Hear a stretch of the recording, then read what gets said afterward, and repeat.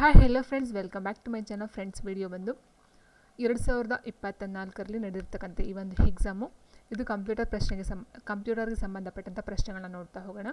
So first question ಹೀಗಿದೆ. So ನೋಡ್ಕೊಳ್ತಾ ಹೋಗಿ ಯಾವ ರೀತಿ ಕ್ವಶನ್ಸ್ಗಳನ್ನ ಕೊಟ್ಟಿದ್ದಾರೆ ಅಂತ. ರೀಸೆಂಟಾಗಿ ಆಗಿರ್ತಕ್ಕಂಥ ಒಂದು ಎಕ್ಸಾಮ್ ಇದು. ಸೊ ಫಸ್ಟ್ ಕ್ವಶನ್ ಹೀಗಿದೆ: ಡ್ಯಾಶ್ ಮೆಮೊರಿಯನ್ನು ರ್ಯಾಮ್ ಮತ್ತು CPU ನಡುವೆ ಇರಿಸಲಾಗಿದೆ ಅಂತ ಕೊಟ್ಟಿದ್ದಾರೆ. The dash memory is placed between the RAM and the CPU ಅಂತ ಕೇಳಿದ್ದಾರೆ. ಸೊ ಇಲ್ಲಿ ರ್ಯಾಮ್ ಅಂದರೆ ಗೊತ್ತು ನಮಗೆ, ರ್ಯಾಂಡಮ್ ಆಕ್ಸೆಸ್ ಮೆಮೊರಿ. CPU ಅಂತ ಹೇಳಿದ್ರೆ ಸೆಂಟ್ರಲ್ ಪ್ರೊಸೆಸಿಂಗ್ ಯೂನಿಟ್ ಅಂತ ಗೊತ್ತು. ಸೊ ಇದು ಸೆಂಟ್ರಲ್ ಪ್ರೊಸೆಸಿಂಗ್ ಯೂನಿಟ್ ಮತ್ತು ರ್ಯಾಮ್ ಮಧ್ಯೆ ನಡುವೆ ಇರ್ತಕ್ಕಂಥ ಒಂದು ಮೆಮೊರಿ ಯಾವುದು ಅಂತ ಕೇಳಿದರೆ. ಸೊ ಇಲ್ಲಿ ಕೇಳೇ ಬಿಟ್ಟಿದ್ದಾರೆ ಮೆಮೊರಿ. ಸೊ ನಾವು ನೋಂದಣಿಗಳನ್ನು ಮೆಮೊರಿ ಅಂತ ಹೇಳೋದಿಲ್ಲ, ರಿಜಿಸ್ಟರ್ನ ಮೆಮೊರಿ ಅಂತಲೇ ಕನ್ಸಿಡರ್ ಮಾಡೋದಿಲ್ಲ. ಆ್ಯಂಡ್ ರಾಮ್ನ ನಾವು ಏನಂತ ROM ರಾಮ್ ಅಂತ ಬರುತ್ತೆ. So ROM read only memory ಅಂತ ಹೇಳ್ತೀವಿ. ಸೊ ಈ ರಾಮ್ ಅಂತಕ್ಕಂಥದ್ದು ರ್ಯಾಮ್ ಮತ್ತು CPU ನಡುವೆ ಬರ್ತಕ್ಕಂಥದ್ದಲ್ಲ, ಇದು ಒಂದು ಮೆಮೊರಿ ಯೂನಿಟ್ ಆಗಿರುತ್ತೆ, ಇದು ಸಹ ಒಂದು. ಆ್ಯಂಡ್ ಇಲ್ಲಿ ನೋಡ್ತಾ ಹೋದಾಗ ಇಲ್ಲಿ ಮೆಮೊರಿಯನ್ನು ರ್ಯಾಮ್ ಮತ್ತು CPU ನಡುವೆ ಇರಿಸಲಾಗಿದೆ ಅಂತ ಹೇಳೋದು ಕ್ಯಾಚ್ ಮೆಮೊರಿ. ಆಪ್ಷನ್ 2 ಸಂಗ್ರಹ ಮೆಮೊರಿ, ಸ್ಮರಣೆ ಅಂತ ಹೇಳ್ತೀವಿ. ಸೊ ಅದನ್ನು ನಾವು ಸಂಗ್ರಹ ಸ್ಮರಣಾಂಗ ಅಥವಾ ಸ್ಮರಣಾಂಗ ಅಂತಲೂ ಸಹ ಹೇಳ್ಬಹುದು. ಇದನ್ನು ನಾವು ಕ್ಯಾಚ್ ಮೆಮೊರಿ ಅಂತ ಇಂಗ್ಲೀಷಲ್ಲಿ ಹೇಳ್ತೀವಿ. ಸೊ ಇದು ಬಂದು ರ್ಯಾಮ್ ಮತ್ತು CPU ನಡುವೆ ಇರ್ತಕ್ಕಂಥ ಒಂದು ಮೆಮೊರಿ ಯೂನಿಟ್ ಅಂತ ಹೇಳಬಹುದು. ಸೊ ಆನ್ಸರ್ ಬಂದು option 2 catch memory. Okay. And the next question: Windows ಸಾಧನದ ಒಂದು ತುಣುಕು ಕಾರ್ಯನಿರ್ವಹಿಸುವ ಸಮಯವನ್ನು ಏನೆಂದು ಕರೆಯುತ್ತಾರೆ ಅಂತ ಕೇಳಿದರೆ. ವಿಂಡೋಸ್ ಸಾಧನದ ಒಂದು ತುಣುಕು ಕಾರ್ಯನಿರ್ವಹಿಸುವ ಸಮಯವನ್ನು ಏನೆಂದು ಕರೆಯುತ್ತಾರೆ? The time for which a piece of Windows device works is called. ಅಂದರೆ ಒಂದು ವಿಂಡೋಸಲ್ಲಿ ಒಂದು ತುಣುಕು ಕಾರ್ಯನಿರ್ವಹಿಸೋದಕ್ಕೆ ತೆಗೆದುಕೊಂಡ ಸಮಯವನ್ನು ಏನಂತ ಕರೀತಾರೆ ಅಂತ ಕೇಳಿದಲ್ಲಿ ಪ್ರವೇಶ ಸಮಯ, ಸೀಕ್ ಸಮಯ ಆ್ಯಂಡ್ ನೈಜ ಸಮಯ ಮತ್ತು ಪರಿಣಾಮಕಾರಿ ಸಮಯ. Axis time, seek time and real time and effective time ಅಂತ ಕೊಟ್ಟಿದ್ದಾರೆ. ಇಟ್ ಮೀನ್ಸ್ ಇಲ್ಲಿ ಒಂದು ತುಣುಕನ್ನು ಕಾರ್ಯನಿರ್ವಹಿಸಲು ತಗೊಳ್ತಕ್ಕಂಥ ಒಂದು ಸಮಯವನ್ನು ಏನೆಂದು ಕರೆಯುತ್ತಾರೆ ಅಂತ ಕೇಳಿರ್ತಕ್ಕಂಥದ್ದು. ಸೊ ಆನ್ಸರ್ ಬಂದು ಆಪ್ಷನ್ 4 ಏನಿದೆಯೋ ಪರಿಣಾಮಕಾರಿ ಸಮಯ ಅಥವಾ ಎಫೆಕ್ಟಿವ್ ಟೈಮ್ ಅಂತಕ್ಕಂಥದ್ದಾಗಿರುತ್ತೆ. ಆಪ್ಷನ್ 4.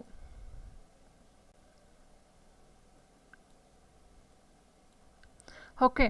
ಆ್ಯಂಡ್ ಇಲ್ಲಿ ಮತ್ತೊಂದು ಏನಂದರೆ ವಿಂಡೋಸನ್ನು ಏನಂತ ಕರೀತಾರೆ ಅಂತ ಕೇಳಿದ್ರೆ, ವಿಂಡೋಸ್ ಬಂದು ಇದು ಆಪ್ರೇಟಿಂಗ್ ಸಿಸ್ಟಮ್ ಅಂತ ಹೇಳ್ತೀವಿ. ಸೊ ಕಾರ್ಯಾಚರಣಾ ವ್ಯವಸ್ಥೆಯಲ್ಲಿ ಬರ್ತಕ್ಕಂಥದ್ದು ಈ ಒಂದು ವಿಂಡೋಸ್, ಅದನ್ನು ಸಹ ಕೇಳ್ತಾರೆ. ಸೊ ವಿಂಡೋಸ್ ಎಕ್ಸ್ಪ್ಲೋರರ್ ಬಂದು ಫೈಲ್ ಮ್ಯಾನೇಜರ್ಗೆ ಬರ್ತಕ್ಕಂಥದ್ದು, ಅಥವಾ ಈ ಲಾಸ್ಟ್ ಕೇಳಿದ್ದಾರೆ ವಿಂಡೋಸ್ ಎಕ್ಸ್ಪ್ಲೋರರ್ ಅಂತ ಕೇಳಿದ್ದಾರೆ. ಸೊ ವಿಂಡೋಸ್ ಎಕ್ಸ್ಪ್ಲೋರರ್ ಬಂದು ಫೈಲ್ ಮ್ಯಾನೇಜರ್ಗೆ ಬರುತ್ತೆ, ವಿಂಡೋಸ್ ಬಂದು ಆಪ್ರೇಟಿಂಗ್ ಸಿಸ್ಟಮಲ್ಲಿ ಬರ್ತಕ್ಕಂಥದ್ದು. ಸೊ ಅದು ಒಂದು ಪಾಯಿಂಟ್ನ ನೀವು ಇದು ಮಾಡ್ಕೊಳ್ತಾ ಹೋಗಿ. ಆ್ಯಂಡ್ ನೆಕ್ಸ್ಟು ಕೆಳಗಲ್ಲಿ ಯಾವುದು MS ವರ್ಡ್ನಲ್ಲಿ ಫೈಲ್ನ ಡಾಕ್ಯುಮೆಂಟ್ನ ಅಂಚು ಅಲ್ಲ ಅಂತ ಕೇಳಿದರೆ. Which of the following is not the margin for the document of the file in MS Word ಅಂತಕ್ಕಂಥದ್ದು. So right, upper, down, bottom ಅಂತ ಕೇಳಿದರೆ ಇಲ್ಲಿ ಕೇಳೋದು ಅಂಚು ಅಲ್ಲ, ಇಟ್ ಮೀನ್ಸ್ ಎಂಡ್ ಅಲ್ಲ ಅಂತ ಕೇಳೋದು. ಸೊ ನೀವು ಇದೊಂದು ಪೇಜು ಅಂತ ತೊಗೊಂಡು ನೀವು MS ವರ್ಡಲ್ಲಿ, ಸೊ ನೀವು ಈ ಕಡೆ ತೊಗೊಂಡ್ರೆ ಎಕ್ಸ್ಟೆನ್ಷನ್ ಆಗುತ್ತೆ. ಫುಲ್ಲು ನೀವು ಈ ಕಡೆ ಈ ಬಾರ್ಡರ್ ಬಿಟ್ಟು ಆಚೆಗೆ ನೀವು ಫೈಲ್ನ ಮ್ಯಾಕ್ಸಿಮೈಸ್ ಮಾಡೋದಕ್ಕೆ ಆಗೋದಿಲ್ಲ. ಆ್ಯಂಡ್ ಇಲ್ಲೂ ಸಹ ಅಷ್ಟೇ, ಈ ಒಂದು ಫೈಲ್ ಏನಿದೆಯೋ ಇಲ್ಲಿಂದ ಮೇಲ್ಗೆ ನೀವು ತೊಗೊಂಡು ಹೋಗೋದಕ್ಕೆ ಆಗೋದಿಲ್ಲ. ಬಟ್ ಇಲ್ಲಿ ಏನಿದೆಯೋ, ಸೊ ನೀವು ಕೆಳಗಡೆ ಹೋಗ್ತಾ ಏನಾಗುತ್ತೆ, ನೀವು ಫೈಲ್ನ ಜಾಸ್ತಿ ತೊಗೊಳ್ತೀವಿ ಅಂತ ಹೋದರೆ ಈ ಕೆಳಗಡೆ ಹಿಂಗೆ ಎಷ್ಟೊಂದು ಫೈಲ್ನ ನೀವು ತೊಗೊಂಡು ಮೂವ್ ಮಾಡ್ಕೊಂಡು ಹೋಗ್ಬೋದು. ಸೊ ಹಾಗಾಗಿ ಅಲ್ಲಿ ಕೆಳಗಡೆದಕ್ಕೆ ಹಂಚಿಲ್ಲ ಅಂತ ಹೇಳ್ಬೋದು. ಸೊ ಈ ಕಡೆ ಲಾಸ್ಟ್ ಏನಿದೆಯೋ ಈ ಒಂದು ಪಾಯಿಂಟ್ ಇದೆ ನೋಡಿ, ಈ ಒಂದು ಲೈನು, ಸೊ ಇದು ಬಂದು ಹಂಚಾಗುತ್ತೆ, ಈ ಕಡೆ ಬಾರ್ಡ್ರು ಸಹ ಇದಾಗುತ್ತೆ. ಆ್ಯಂಡ್ ಇದು ಸಹ ಲಾಸ್ಟ್ ಹೆಂಡಿಂಗ್ ಆಗುತ್ತೆ. ಬಟ್ ಕೆಳಗಡೆ ಹೋಗ್ತಾ ನಾವು ಎಕ್ಸ್ಟ್ರಾ ಶೀಟ್ಗಳನ್ನ ತೊಗೊಂಡು ಯಾವುದೇ ಒಂದು ಹೆಂಡ್ ಇಲ್ಲದೆ ಎಷ್ಟು ಬೇಕಾ ನಾವು ತೊಗೊಂಡು ಹೋಗ್ಬೋದು. ಸೊ ಹಾಗಾಗಿ ಇಲ್ಲಿ ಆನ್ಸರ್ ತೊಗೊಳ್ತಾ ಹೋದರೆ ರೈಟ್ ಬರೋದಿಲ್ಲ, ಅಪ್ಪರ್ ಬರೋದಿಲ್ಲ. ಇನ್ನು ಡೌನು, ಬಾಟಮ್ ಅಂತ ನೋಡ್ತಾ ಹೋದರೆ answer. So down okay, bottom ಅಂತಕ್ಕಂಥದ್ದು ಏನಿದೆಯೋ ಲಾಸ್ಟು ಅಂತಕ್ಕಂಥದ್ದು. ಸೊ ಬಾಟಮ್ ಬಂದು ಇದಾಗುತ್ತೆ, ಈ ಬಾಟಮ್ ಏನಿದೆಯೋ ಇದು ಬಾಟಮ್ ಆಗುತ್ತೆ. ಬಟ್ ಡೌನ್ ಅಂತ ಹೇಳಿದಾಗ ಈ ಥರ ಡೌನ್ ಹೋಗ್ತಕ್ಕಂಥದ್ದು. ಸೊ ಹಾಗಾಗಿ ನಾವು ಆನ್ಸರ್ನ ಯಾವ್ದು ತೊಗೊಳ್ಬೇಕಾಗುತ್ತೆ? ಆನ್ಸರ್ ಬಂದು ಆಪ್ಷನ್ 3 ಡೌನ್ ಅಂತಕ್ಕಂಥದ್ದು. So which of the following is not the margin for the document of the file in MS word? Margin, ಈ ಕಡೆದು ಒಂದು ಮಾರ್ಜಿನ್ ಆಗುತ್ತೆ, ಈ ಕಡೆದು ಮಾರ್ಜಿನ್ ಆಗುತ್ತೆ. ಸೊ ಅಪ್ಪರ್ ಇದು ಮಾರ್ಜಿನ್ ಆಗುತ್ತೆ, ಆ್ಯಂಡ್ ಬಾಟಮ್ ಅಂದರೆ ಇದು ಸಹ ಮಾರ್ಜಿನ್ ಆಗುತ್ತೆ. ಬಟ್ ಡೌನ್ ಅಂತ ಹೇಳ್ತಾ ಹೋದಾಗ ಇಲ್ಲಿ ಹೆಂಡ್ ಅಂತಕ್ಕಂಥದ್ದು ಸಿಗೋದಿಲ್ಲ. ಆ್ಯಂಡ್ ನೆಕ್ಸ್ಟ್ ಕ್ವಶನ್ ಹೀಗಿದೆ: MS ವರ್ಡ್ನಲ್ಲಿ ಕಾಗುಣಿತ ಪರಿಶೀಲನೆಗಾಗಿ ಯಾವ ಫಂಕ್ಷನ್ ಕೀಯನ್ನು ಬಳಸಲಾಗುತ್ತದೆ? In MS word which function key is use for spelling check ಅಂತ ಕೊಟ್ಟಿದ್ದಾರೆ. ಸೊ ಇದು ತುಂಬ ಸರಿ ಬಂದಿದೆ ಈ ಒಂದು ಕ್ವಶನ್. ಫಂಕ್ಷನ್ ಒಟ್ಟು 12 ಕೀಸ್ ಬರುತ್ತೆ, F1 ಇಂದ F12 ಗಂಟೆ ಬರ್ತಾ ಹೋಗುತ್ತೆ. ಸೊ ಅದರಲ್ಲಿ ಕೇಳಿರ್ತಕ್ಕಂಥದ್ದು ಇಲ್ಲಿ ಕಾಗುಣಿತ ಪರಿಶೀಲನೆಗೆ ಯಾವ ಒಂದು, ಇಟ್ ಮೀನ್ಸ್ ಸ್ಪೆಲ್ಲಿಂಗ್ ಚೆಕ್ ಮಾಡೋದಕ್ಕೋಸ್ಕರ ಯಾವ ಒಂದು ಫಂಕ್ಷನ್ ಕೀನ ಯೂಸ್ ಮಾಡ್ತಾರೆ ಅಂತ F7 F5 F10 F3 ಅಂತ ಕೊಟ್ಟಿದ್ದಾರೆ. ಸೊ F3 ಬರೋದಿಲ್ಲ, ಯಾಕಂದರೆ ಇದು ಪೇಸ್ಟ್ಗೆ ಸಂಬಂಧಪಟ್ಟಂಥದ್ದು. ಆ್ಯಂಡ್ F10 ಅಂತ ಹೇಳಿದ್ರೆ ಇದು ಟರ್ನ್ಸ್ ಕೀಗಳಿಗೆ ಹೇಳ್ತೀವಿ. ಆ್ಯಂಡ್ ಇದು F5 ಏನಿದೆಯೋ ಇದು ನಿಗದಿಪಡಿಸಿದಂಥ ಸ್ಥಳಕ್ಕೆ ಚಲಿಸ್ತಕ್ಕಂಥ ಒಂದು ಇದು ಬರುತ್ತೆ. ಸೊ ಆ್ಯಂಡ್ F7 ಏನಿದೆಯೋ ಇದು ಬಂದು ಈ ಒಂದು ಕಾಗುಣಿತ ಪರಿಶೀಲನೆ ಅಥವಾ ಸ್ಪೆಲ್ಲಿಂಗ್ ಚೆಕ್ನ ಮಾಡ್ತಕ್ಕಂಥದ್ದು ಬಂದು F7 ಅಂತಕ್ಕಂಥದ್ದು. Okay, and next question, MS Word 10ರಲ್ಲಿ ಹೊಂದಿಸಬಹುದಾದ ಗರಿಷ್ಠ ಫಾಂಟ್ ಗಾತ್ರ ಯಾವುದು ಅಂತ ಕೇಳಿದರೆ, what is the maximum font size that can be set manually in MS Word 10. So ಅಂದರೆ ಇಟ್ ಮೀನ್ಸ್ ಇದರ ಅರ್ಥ ಇಷ್ಟೇ, MS ವರ್ಡ್ 10 ಅಂತಕ್ಕಂಥ ಇಟ್ ಮೀನ್ಸ್ MS ವರ್ಡ್ನಲ್ಲಿ ನಾವು ಒಂದು ಆಲ್ಫಾಬೆಟ್ ತೊಗೊಳ್ತೀವಿ ಅಂತೇಳಿ, ಅದು ಕನ್ನಡ ಆಗಿರ್ಬೋದು ಅಥವಾ ಇಂಗ್ಲೀಷ್ ಆಗಿರ್ಬೋದು, ಅಥವಾ ಅದನ್ನು ಫಾಂಟ್ ಗಾತ್ರ ಮ್ಯಾಕ್ಸಿಮಮ್ ಅಂದರೆ ಎಷ್ಟು ಮಾಡೋದಕ್ಕೆ ಸಾಧ್ಯ ಅಂತ ಕೇಳಿದರೆ 72, 62, 1638, 1368 ಅಂತ ಕೊಟ್ಟಿದ್ದಾರೆ. ಸೊ ಇದರ ಒಂದು ಮ್ಯಾಕ್ಸಿಮಮ್ ಗಾತ್ರ ಅಂತ ಹೇಳಿದರೆ 1638. ಸೊ ಅಂದರೆ 1638ನಷ್ಟು ನಾವು ರೈಸ್ ಮಾಡ್ಬೋದು ಒಂದು ಅಕ್ಷರವನ್ನು, ಅದಂತ ಜಾಸ್ತಿ ಮಾಡೋದಕ್ಕೆ ಸಾಧ್ಯ ಆಗೋದಿಲ್ಲ MS ವರ್ಡ್ನಲ್ಲಿ, MS ವರ್ಡ್ 10ನಲ್ಲಿ. ಸೊ 1638 ಗಂಟೆ ಸಹ ಫಾಂಟ್ ಸೈಜ್ನ ನಾವು ಜಾಸ್ತಿನ ಮಾಡಬಹುದಾಗಿರುತ್ತೆ. ಆ್ಯಂಡ್ ನೆಕ್ಸ್ಟು MS ವರ್ಡ್ನಲ್ಲಿ ಲೆಟರ್ ಸೈಜ್ ಗಾತ್ರದ ಡಾಕ್ಯುಮೆಂಟ್ ಆಯಾಮ ಯಾವುದು ಅಂತ ಕೇಳಿದರೆ, dimension of letter size document in MS word ಅಂತ ಕೇಳಿದ್ರು. ಸೊ ಇಲ್ಲಿ 8 ಇಂಚು ಇಂಟು 11 ಇಂಚ್ ಅಂತ ಕೊಟ್ಟಿದ್ದಾರೆ. 8.5 ಇಂಟು 11.5, 8 ಇಂಟು 11.5, 8.5 ಇಂಟು 11 ಅಂತ ಕೊಟ್ಟಿದ್ದಾರೆ. ಸೊ ಇದಕ್ಕೆ ಆನ್ಸರು ಆಪ್ಷನ್ 4, 8.5 ಇಂಚು ಇಂಟು 11 ಇಂಚು ಲೆಟರ್ ಸೈಜ್ನ ಒಂದು ಗಾತ್ರ ಆಗಿರುತ್ತೆ. ಸೊ ಇಲ್ಲೂ ಸಹ ಕೇಳಿದರು, ಇಲ್ಲಿ ಕೇಳಿರ್ತಕ್ಕಂಥದ್ದು ಸಂಖ್ಯೆಯಲ್ಲಿ ಕೇಳಿದ್ದಾರೆ, ಬಟ್ ಇಲ್ಲಿ ಮಲ್ಟಿಪ್ಲಿಕೇಶನ್ ಮಾಡಿದಾಗ ನಮಗೆ ಬರ್ತಕ್ಕಂಥದ್ದನ್ನ ಕೇಳಿದ್ದಾರೆ. ಸೊ ನೆಕ್ಸ್ಟು, ವಿಭಿನ್ನ ಪ್ರೋಟೋಕಾಲ್ ಬಳಸುವ 2 ನೆಟ್ವರ್ಕ್ಗಳನ್ನು ಸಂಪರ್ಕಿಸುತ್ತದೆ ಅಂತ ಕೇಳಿದರೆ, dash connects 2 networks that uses different protocol. So protocol ಬಗ್ಗೆ ನಾನು ತುಂಬ ಸರಿ ಹೇಳಿದ್ದೀನಿ. ಪ್ರೋಟೋಕಾಲಲ್ಲಿ ಬರುತ್ತೆ, ಯಾವುದಾದ್ರು ಬರುತ್ತೆ, ಸ್ವಿಚ್ ಆಗಲಿ, ಹಬ್ ಆಗಲಿ, ಬ್ರಿಡ್ಜ್ ಆಗಲಿ ಬರ್ತಕ್ಕಂಥದ್ದು. ಬಟ್ ಈ ಒಂದು ಗೇಟ್ವೇ ಅಂತಕ್ಕಂಥದ್ದು ಏನಿರುತ್ತೋ ಅದು ಬಂದು ನಮ್ಗೆ ಏನು ಮಾಡುತ್ತೆ, ಕನೆಕ್ಟ್ ಮಾಡ್ತಕ್ಕಂಥದ್ದು 2 ನೆಟ್ವರ್ಕ್ಗಳನ್ನು ಸಂಪರ್ಕಿಸ್ತಕ್ಕಂಥದ್ದು ಬಂದು ಗೇಟ್ವೇ ಆಗಿರುತ್ತೆ. ಇನ್ನು ಬ್ರಿಡ್ಜ್ ಅಂತಕ್ಕಂಥದ್ದು ಏನಿದೆಯೋ, ಈ ಬ್ರಿಡ್ಜ್ ಮತ್ತು ಹಬ್ ಮತ್ತು ಸ್ವಿಚ್ ಅಂತಕ್ಕಂಥದ್ದು ಇದು 2 ಪ್ರೋಟೋಕಾಲನ್ನು ಇದು ಮಾಡ್ತಕ್ಕಂಥದ್ದಲ್ಲ. ಸೊ ಹಬ್ ಅಥವಾ ಸ್ವಿಚ್ ಅಂತಕ್ಕಂಥದ್ದು ಏನಾಗಿರುತ್ತೆ, ಮಧ್ಯ ಒಂದು ಸೆಂಟರ್ ಇಟ್ಕೊಂಡ್ರೆ ಅದರ ಸುತ್ತ ಕಂಪ್ಯೂಟರ್ಗಳನ್ನ ನಾವು ಸೆಟ್ ಮಾಡಬೇಕಾಗುತ್ತೆ. ಓಕೆ, ಸೊ ಇದರ ಸುತ್ತ ಕಂಪ್ಯೂಟರ್ಗಳನ್ನ ಸೆಟ್ ಮಾಡಿ ಈ ಕಂಪ್ಯೂಟರ್ಗಳು ವರ್ಕ್ ಮಾಡ್ತಾ ಹೋಗುತ್ತೆ. ಸ್ವಿಚ್ಚು ಅಷ್ಟೇ, ಹಬ್ಬು ಅಷ್ಟೇ, ಆ್ಯಂಡ್ ಬ್ರಿಡ್ಜು ಸಹ ಅಷ್ಟೇ. ಸೊ ಆ್ಯಂಡ್ ನೆಕ್ಸ್ಟ್ ಇಲ್ಲಿ ಕೇಳಿರ್ತಕ್ಕಂಥದ್ದು 2 ನೆಟ್ವರ್ಕ್ಗಳನ್ನ ಸಂಪರ್ಕ ಮಾಡ್ತಕ್ಕಂಥದ್ದು ಗೇಟ್ವೇ ಆಗಿರುತ್ತೆ. ಸೊ ಇದು ಬಂದು ಒಂದೇ ಜಾಲದಲ್ಲಿ ಹಲವಾರು ಗಣಕಯಂತ್ರಗಳನ್ನು ಜೋಡಿಸ್ತಕ್ಕಂಥ ಒಂದು ಜಾಲ.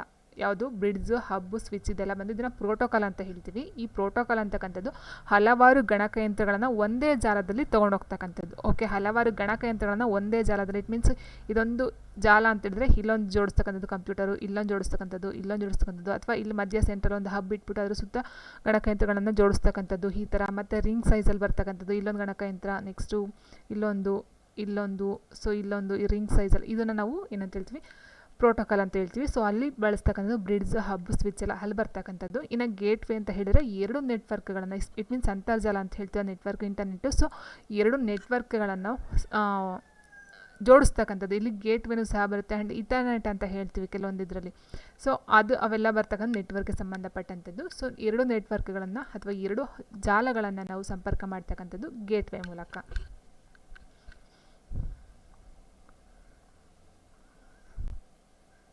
ಆ್ಯಂಡ್ ನೆಕ್ಸ್ಟು, ಇಂಟರ್ನೆಟ್ಟಲ್ಲಿ ಅನಧಿಕೃತ ಪ್ರವೇಶವನ್ನು ಪಡೆಯುವ, ಪ್ರಮುಖ ಡೇಟಾವನ್ನು ನಾಶಪಡಿಸುವ, ಬಳಕೆದಾರರ ಕಾನೂನುಬದ್ಧ ಸೇವೆಯನ್ನು ನಿರಾಕರಿಸುವ ಮತ್ತು ಅವರ ಗುರಿಗಳಿಗೆ ಸಮಸ್ಯೆಯನ್ನು ಉಂಟು ಮಾಡುವ ವ್ಯಕ್ತಿಯನ್ನು ಏನೆಂದು ಕರೆಯಲಾಗುತ್ತದೆ? ಹೆಸರು ನೋಡಿ ಇಲ್ಲಿ, the person on internet who gains unauthorised access ಅಲ್ವಾ. ಸೊ ಡಿಸ್ಟ್ರಾಯ್ ವಿಟಲ್ ಡಾಟಾ ಆಗಿರ್ಬೋದು, Denis user ಲೆಗಿಟಿಮೇಟ್ service and causes problem for there targets is card ಅಂತ ಕೊಟ್ಟಿದ್ದಾರೆ. ಸೊ ಇದರ ಅರ್ಥ ಏನಂತ ಹೇಳಿದರೆ, ನಮಗೆ ಗೊತ್ತಿಲ್ಲತಕ್ಕಂಥ ಒಂದು ಮಾಹಿತಿಯನ್ನು ಕಲೆಕ್ಟ್ ಮಾಡ್ತಕ್ಕಂಥದ್ದಾಗಿರ್ಬೋದು, ಅಥವಾ ಅನಧಿಕೃತ ಅಂದರೆ ನಮ್ಮ ಒಂದು ಕಂಪ್ಯೂಟರ್ ಅಂತ ಹೇಳಿದ್ರೆ ಅದಕ್ಕೆ ಅವ್ರದ್ದೇ ಬೇರೆಯವ್ರು ಬಂದು ಆ ಒಂದು ಡೇಟಾವನ್ನು ಕದಿತಕ್ಕಂಥದ್ದಾಗಿರ್ಬೋದು. ಓಕೆನಾ. ಸೊ ನಾಶಪಡಿಸ್ತಕ್ಕಂಥದ್ದಾಗಿರ್ಬೋದು ಅಥವಾ ಅದನ್ನು ಅವ್ರಿಗೆ ಬೇಕಾದಾಗೆ ಪರ್ಸ್ನಲಾಗಿ ಯೂಸ್ ಮಾಡ್ಕೊಳ್ತಕ್ಕಂಥದ್ದಾಗಿರ್ಬೋದು. ಸೊ ಈ ಥರ ಎಲ್ಲ ಸಮಸ್ಯೆನ ಉಂಟು ಮಾಡ್ತಕ್ಕಂಥ ವ್ಯಕ್ತಿ. ಇಟ್ ಮೀನ್ಸ್ ನಮ್ಮ ಒಂದು ಪರ್ಮಿಷನ್ ಇಲ್ಲದೆ ಅವರೇ ಸಹ ಫಾರ್ ಎಕ್ಸಾಂಪಲ್ ಹೇಳ್ತಾರಲ್ಲ ಹ್ಯಾಕ್ ಮಾಡ್ತಕ್ಕಂಥದ್ದು ಅಂತ ಹೇಳ್ತಾರಲ್ಲ, ಸೇಮ್ ಅದೇನೇ, ಏನೇನಿಲ್ಲ ಇಲ್ಲಿ.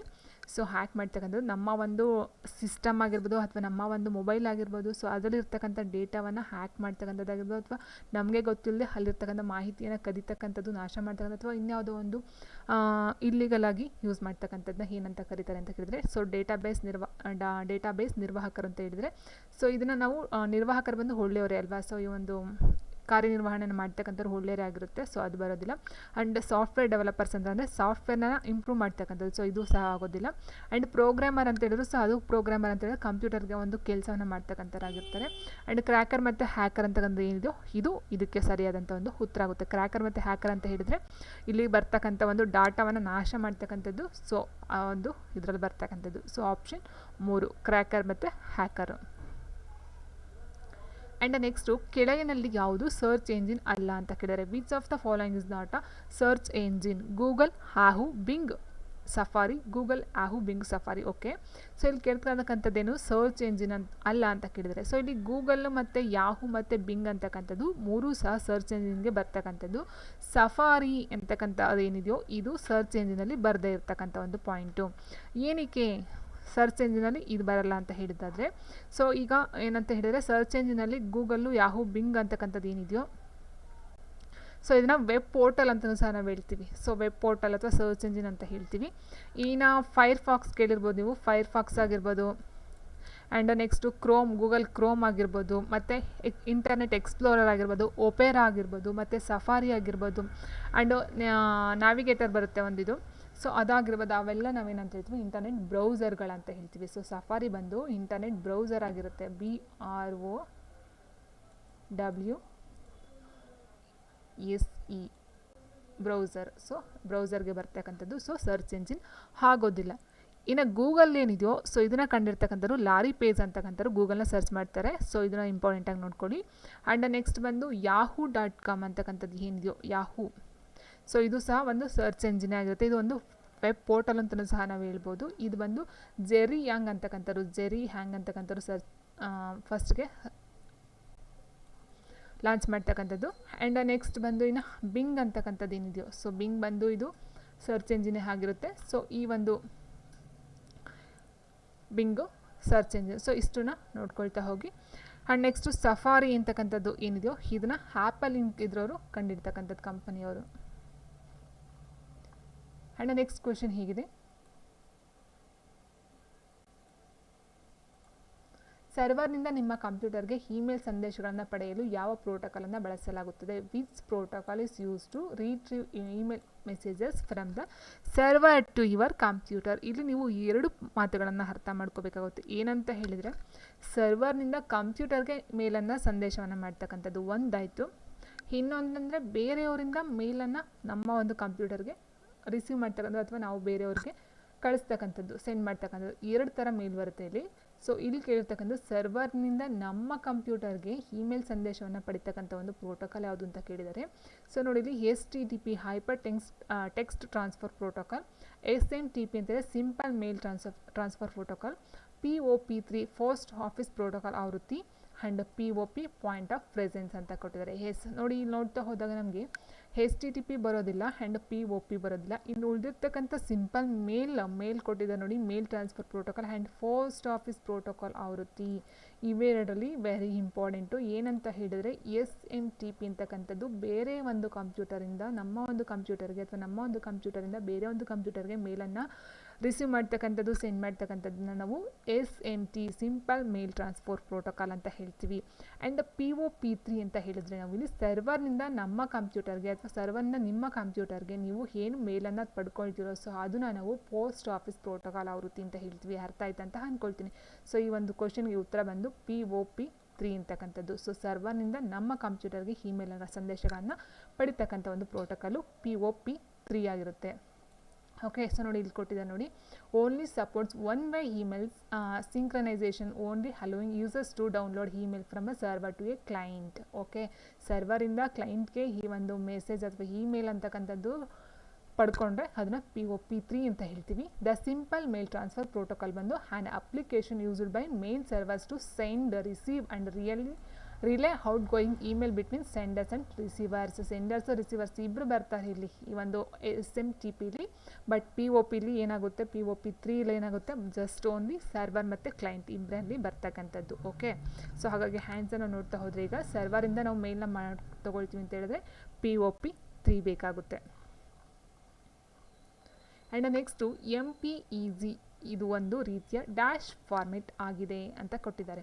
ಸೊ ಇದು ಸುಮಾರು ಸಾರಿ ಎಕ್ಸಾಮಲ್ಲಿ ಬಂದಿರತಕ್ಕಂಥ ಪಾಯಿಂಟು ಕ್ವಶನು ಅಂತ ಹೇಳಿದ್ರೆ ಎಷ್ಟು ಸುಮಾರು ಸಾರಿ ಬಂದಿದೆ ಈ ಒಂದು ಕ್ವಶನು. MPEG ಇದು ಡಾಕ್ಯುಮೆಂಟ್ಗೆ ಸಂಬಂಧಪಟ್ಟಂಥದ್ದು. MPEG ಅಂತ ಹೇಳಿದರೆ ಡಾಕ್ಯುಮೆಂಟಲ್ಲಿ ನಾವು ನೋಡ್ತಾ ಹೋಗ್ತೀವಿ ಇದನ್ನು. ಸೊ ಇಲ್ಲಿ ನಾವು ನೋಡ್ತಾ ಹೋದಾಗ ಇಮೇಜ್ಗೆ ಏನು ಬರುತ್ತೆ, ಟೆಕ್ಸ್ಟ್ಗೆ ಏನು ಬರುತ್ತೆ, ಆಡಿಯೋ ವಿಡಿಯೋಗೆ ಏನು ಬರುತ್ತೆ. ಸೊ ನೋಡಿ ಇಲ್ಲಿ ಅಂತ ಹೇಳಿದ್ರೆ ಮೂವಿ ಪ್ಲೇಯರ್ ಎಕ್ಸ್ಪೋರ್ಟ್ಸ್ ಗ್ರೂಪ್ ಅಂತ ಹೇಳ್ತೀವಿ. ಮೂವಿ ಪ್ಲೇಯರ್ ಎಕ್ಸ್ಪೋರ್ಟ್ಸ್ ಗ್ರೂಪ್ ಅಂತ ಹೇಳ್ತಕ್ಕಂಥದ್ದು. ಮೂವಿ ಅಂತ ಹೇಳಿದಾಗ ಅಲ್ಲಿ ಆಡಿಯೋ ಆ್ಯಂಡ್ ವಿಡಿಯೋ ಎರಡೂ ಸಹ ಬರುತ್ತೆ ಅಲ್ವಾ. ಸೊ ಇಲ್ಲಿ ಇಮೇಜ್ ಮತ್ತು ಆಡಿಯೋ ಎರಡೂ ಸಹ ಬರ್ತಕ್ಕಂಥದ್ದು. ಸೊ ಆಗ ನಾವು ನೋಡ್ತಾ ಹೋದಾಗ ವಿಡಿಯೋ ಆಪ್ಷನ್ 4 ಏನಿದೆಯೋ ಸೊ ಅದನ್ನು ನಾವು ತೊಗೊಳ್ಬೇಕಾಗುತ್ತೆ. ಯಾಕೆ ಅಂತ ಹೇಳಿದರೆ ಇಮೇಜ್ ಅಂತ ಹೇಳಿದಾಗ ಅಲ್ಲಿ ಸೌಂಡ್ ಇರೋದಿಲ್ಲ. ಸೊ ಟೆಕ್ಸ್ಟ್ ಅಂತ ಹೇಳಿದಾಗ ಅಲ್ಲಿ ಇಮೇಜ್ ಆಗಲಿ ಸೌಂಡ್ ಆಗಲಿ ಇರೋದಿಲ್ಲ. ಆ್ಯಂಡ್ ಆಡಿಯೋ ಅಂತ ಹೇಳಿದಾಗ ಚಿತ್ರ ಕಾಣಿಸುತ್ತೆ, ಸೌಂಡ್ ಇರೋದಿಲ್ಲ. ಸೊ ಆ ಥರ ನೋಡ್ತಾ ಹೋದಾಗ ಏನಾಗುತ್ತೆ ಇಲ್ಲಿ ವಿಡಿಯೋ ಅಂತಕ್ಕಂಥದ್ದು ಏನಿದೆಯೋ ವಿಡಿಯೋ ಬಂದು ಇಲ್ಲಿ ವಿಡಿಯೋ ಬಂದು ಇಮೇಜು ಇರುತ್ತೆ ಆ್ಯಂಡ್ ಆಡಿಯೋನೂ ಇರುತ್ತೆ. ಸೊ ಇಟ್ ಮೀನ್ಸ್ ಫಿಲಮ್ ಅಂತ ಹೇಳ್ತೀವಲ್ಲ, ಮೂವಿಗಳು, ಪಿಕ್ಚರ್ಗಳು, ವಿಡಿಯೋಗಳು. ಸೊ ಇದು ಬಂದು ಮೂವಿಗೆ ಸಂಬಂಧಪಟ್ಟಂಥದ್ದು ವಿಡಿಯೋ ಆಗಿರುತ್ತೆ. So MPEG is a type of dash format ಅಂತ ಹೇಳಿದ್ರೆ ವಿಡಿಯೋ ಫಾರ್ಮೆಟ್ ಅಂತ ಹೇಳ್ಬೋದು. So movie player exports group ಅಂತ ಹೇಳ್ತೀವಿ ಅದನ್ನು. ಸೊ ಅದರ ಒಂದು ಇದು ಬಂದು ವಿಡಿಯೋ. ಓಕೆ, ಸೊ ಇದೇ ರೀತಿ ತುಂಬ ಒಂದು ಎಕ್ಸ್ಟೆನ್ಷನ್ ನಾನು ಕೊಟ್ಟಿದ್ದೀನಿ ಆಲ್ರೆಡಿ. ಫೈಲ್ ಎಕ್ಸ್ಟೆನ್ಷನ್ಗಳು ನೋಡ್ಕೊಳ್ತಾ ಬನ್ನಿ. ಸೊ 1 or 2 ಕ್ವಶನ್ಸ್ ಕಂಪಲ್ಸರಿ ಕೊಡ್ತಾರೆ. ಆ್ಯಂಡ್ ನೆಕ್ಸ್ಟು ಯಾವ ಕಂಪ್ಯೂಟರ್ ವಿಜ್ಞಾನಿ ಪದವನ್ನು ಕಂಡುಹಿಡಿದಾನೆ? ಯಾವ ವಿಜ್ಞಾನಿ which computer scientist discovered phishing term? So ಇಲ್ಲಿ ಕ್ವಶನು ಇದಾಗಿದೆ. So which computer scientist discovered phishing term ಅಂತ ಕೊಟ್ಟಿದ್ದಾರೆ. ಸೊ ಅಂದರೆ ಫಿಶಿಂಗ್ ಅಂತಕ್ಕಂಥ ಒಂದು ಪದವನ್ನು ಕಂಡಿರ್ತಕ್ಕಂಥವ್ರು ಯಾರು ಅಂತ ಕೇಳಿರ್ತಕ್ಕಂಥದ್ದು. ಸೊ ಕನ್ನಡದಲ್ಲಿ ಫಿಶಿಂಗ್ ಅನ್ನೋ ಪದ ಮಿಸ್ ಆಗಿದೆ. ಓಕೆ, ಇರಲಿ. ಸೊ ಫಸ್ಟ್ ಇಲ್ಲಿ ಫಿಶಿಂಗ್ ಅಂತಂದರೆ ಏನು ಅಂತ ನೋಡೋದಾದರೆ ಓರ್ವ ವ್ಯಕ್ತಿ ಅಥವಾ ಸಂಸ್ಥೆಯ ಸೆನ್ಸಿಟಿವ್ ಇನ್ಫಾರ್ಮೇಷನ್ ಅಂತ ಹೇಳ್ತಕ್ಕಂಥ ಒಂದು ವಿಧಾನ. ಸೊ ನಾನು ಹೇಳಿದಾಗ ಆಲ್ರೆಡಿ ಸೆನ್ಸಿಟಿವ್ ಅಂದರೆ ತುಂಬ ಒಂದು ಸೂಕ್ಷ್ಮವಾದ ವಿಚಾರಗಳನ್ನು ಒಂದು ವ್ಯಕ್ತಿಯ ಬಗ್ಗೆ ಆಗಿರ್ಬೋದು ಅಥವಾ ಒಂದು ಸಂಸ್ಥೆಯ ಬಗ್ಗೆ ಆಗಿರ್ಬೋದು ಸೂಕ್ಷ್ಮ ಅಥವಾ ಸೆನ್ಸಿಟಿವ್ ಇನ್ಫಾರ್ಮೇಷನ್ನ ತಿಳಿಸ್ತಕ್ಕಂಥ ಒಂದು ವಿಧಾನವನ್ನು ನಾವು ಫಿಶಿಂಗ್ ಅಂತ ಹೇಳ್ತೀವಿ. ಸೊ ಈ ಫಿಶಿಂಗ್ ಅಂತಕ್ಕಂಥ ವರ್ಡನ್ನು ಕಂಡಿರ್ತಕ್ಕಂಥ ಯಾರು ಅಂತ ಹೇಳಿದರೆ so John Hopkins, Con B Smith, Charles Babbage, Alan Turing ಅಂತ ಕೊಟ್ಟಿದ್ದಾರೆ.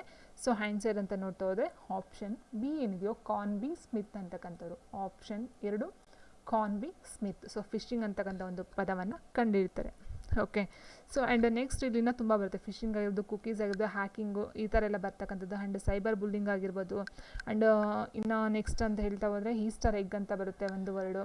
ಸೊ ಈ ಥರ ತುಂಬ ಬರುತ್ತೆ. ಸೊ ಅದ್ರ ಬಗ್ಗೆ ನೋಡ್ಕೊಳ್ಬೇಕಾಗುತ್ತೆ. ಆ್ಯಂಡ್ ನೆಕ್ಸ್ಟ್ ಕ್ವಶನ್, ಕಂಪ್ಯೂಟರ್ ವ್ಯವಸ್ಥೆಯಲ್ಲಿ ಸೂಚನೆಯ ವ್ಯಾಖ್ಯಾನವನ್ನು ಡ್ಯಾಶ್ ಮೂಲಕ ಮಾಡಲಾಗುತ್ತೆ ಅಂತ ಕೊಟ್ಟಿದ್ದಾರೆ. In a computer system interpretation of an instruction is done by. So ಇಲ್ಲಿ ಏನಂತ ಹೇಳಿದ್ರೆ ಕಂಪ್ಯೂಟರ್ ಅಂತ ಹೇಳಿದಾಗ ನಮ್ಗೆ ಗೊತ್ತಿರೋದು ಏನಂದರೆ ಅಲ್ಲಿ ಮೇಯ್ನಾಗಿ ಬರ್ತಕ್ಕಂಥದ್ದು CPU, ಬ್ರೈನ್ ಆಫ್ ಕಂಪ್ಯೂಟರ್ ಅಂತ ಹೇಳ್ತೀವಿ ಅಲ್ವಾ. ಸೊ ಇದರ ಪ್ರಕಾರ ಈ ಒಂದು ಕಂಪ್ಯೂಟರ್ ಸಿಸ್ಟಮಲ್ಲಿ ಅಥವಾ ಕಂಪ್ಯೂಟರ್ ವ್ಯವಸ್ಥೆಯಲ್ಲಿ interpretation of an instruction is done by. ಇನ್ಸ್ಟ್ರಕ್ಷನ್ನ ಯಾವುದರಿಂದ ಪಡ್ಕೊಳ್ಳುತ್ತೆ? ಕಂಪ್ಯೂಟರ್ ವರ್ಕ್ ಮಾಡಬೇಕಾದ್ರೆ ಆ ಒಂದು ವ್ಯವಸ್ಥೆ ಸಾಗಬೇಕಂತ ಹೇಳಿದರೆ ಸೂಚನೆಗಳನ್ನು ಫಾಲೋ ಮಾಡ್ತಕ್ಕಂಥದ್ದು ಕಂಪ್ಯೂಟರ್ನ ಒಂದು ಕೆಲಸ ಇರುತ್ತೆ. ಬಟ್ ಆ ಸೂಚನೆಗಳನ್ನು ಕೊಡ್ತಕ್ಕಂಥದ್ದು ಯಾವುದು?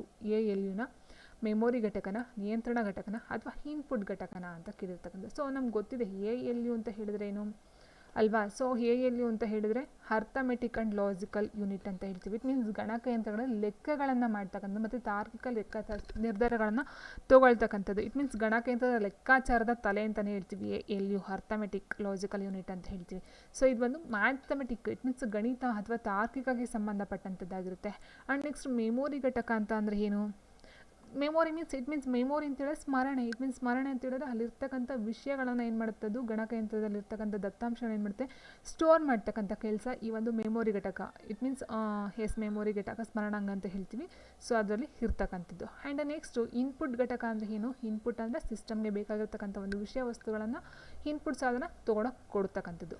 ಹಾಗಾದರೆ ಇನ್ನು ಉಳಿದಿರ್ತಕ್ಕಂಥ ನಿಯಂತ್ರಣ ಘಟಕ ಕಂಟ್ರೋಲ್ ಯೂನಿಟ್ ಅಂತಕ್ಕಂಥದ್ದು ಏನಿದೆಯೋ ಇದು ಒಂದು ಈ ಒಂದು ಕಂಪ್ಯೂಟರ್ ಯಾವ್ಯಾವ ರೀತಿ ಕೆಲಸವನ್ನು ಮಾಡಬೇಕು ಅಂತಕ್ಕಂಥದ್ದಾಗಿರ್ಬೋದು, ಆ್ಯಂಡ್ ಕಚ್ಚಾ ದತ್ತಾಂಶಗಳನ್ನಾಗಿರ್ಬೋದು, ಸಂಸ್ಕರಿಸಿದ ಮಾಹಿತಿಯನ್ನಾಗಿರ್ಬೋದು ಮತ್ತು ಫಲಿತಾಂಶಗಳನ್ನು ಸ್ಮರಣೆಯಲ್ಲಿ ಇಟ್ಕೊಂಡು ಏನು ಮಾಡುತ್ತೆ ಸೊ ಈ ಒಂದು ಗಣಕಯಂತ್ರದ ಎಲ್ಲ ಕಾರ್ಯಗಳನ್ನು ನಿರ್ವಹಣೆಯನ್ನು ಮಾಡ್ತಕ್ಕಂಥದ್ದು. ಸೊ ಹಾಗಾಗಿ ಆನ್ಸರ್ ಬಂದು ಆಪ್ಷನ್ 3 ನಿಯಂತ್ರಣ ಘಟಕ. ಸೊ ಈ ಒಂದು ನಿಯಂತ್ರಣವನ್ನು ಮಾಡ್ತಕ್ಕಂಥದ್ದಕ್ಕೆ ಹೆಚ್ಚಾಗಿ ಗಣಕಯಂತ್ರದ ಎಲ್ಲ ಕಾರ್ಯಗಳನ್ನು ನಿರ್ವಹಣೆ ಮಾಡ್ತಕ್ಕಂಥದ್ದು ಈ ಒಂದು ನಿಯಂತ್ರಣ ಘಟಕ ಅಥವಾ ಕಂಟ್ರೋಲ್ ಯೂನಿಟ್ ಅಂತ ಹೇಳಬಹುದು. So answer option 3 control unit. Okay. And next question ಹೀಗಿದೆ, ಕೆಳಗಿನಗಳಲ್ಲಿ ಯಾವುದು ಅಪ್ಲಿಕೇಶನ್ ಸಾಫ್ಟ್ವೇರ್ ಅಲ್ಲ? ಸೊ ನಾನು ಹೇಳಿದೆ OS ಅಂತ ಹೇಳ್ತೀವಿ application software. Which of the following is not on application software? ತುಂಬ ಸಲ ಹೇಳಿದ್ದೀನಿ ನಾನು ಈ ಒಂದು ಕ್ವೆಶನ್ ಬಗ್ಗೆ.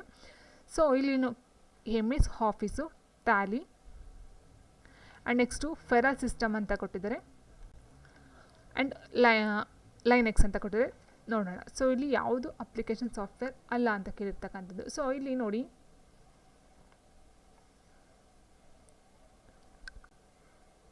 MS ಆಫೀಸ್ ಅಂತಕ್ಕಂಥದ್ದು ಏನಿದೆಯೋ so Tally, feral system, Linux. So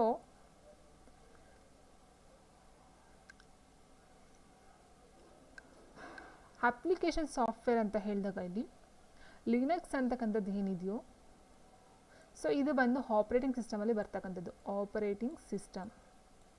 okay. So ಹಾಗಾಗಿ ಇದೇನಾಗುತ್ತೆ ಅಪ್ಲಿಕೇಶನ್ ಸಾಫ್ಟ್ವೇರ್ ಆಗೋದಿಲ್ಲ. ಇನ್ನು MS ಆಫೀಸ್ ಆಗಿರ್ಬೋದು, ಟ್ಯಾಲಿ ಆಗಿರ್ಬೋದು, ಫೆರಲ್ ಸಿಸ್ಟಮ್ ಆಗಿರ್ಬೋದು ಇದೆಲ್ಲ ಬರ್ತಕ್ಕಂಥದ್ದು ಅಪ್ಲಿಕೇಶನ್ ಸಾಫ್ಟ್ವೇರ್ನಲ್ಲಿ. ಸೊ ಹಾಗಾಗಿ ಆನ್ಸರ್ನ ನಾವೇನು ತೊಗೊಳ್ಬೇಕಾಗುತ್ತೆ? ಆಪ್ಷನ್ 4 ಲೈನೆಕ್ಸ್ ಅಂತಕ್ಕಂಥದ್ದು ಇದಕ್ಕೆ ನಾವು ಆನ್ಸರ್ನ ತೊಗೊಳ್ಬೇಕಾಗುತ್ತೆ.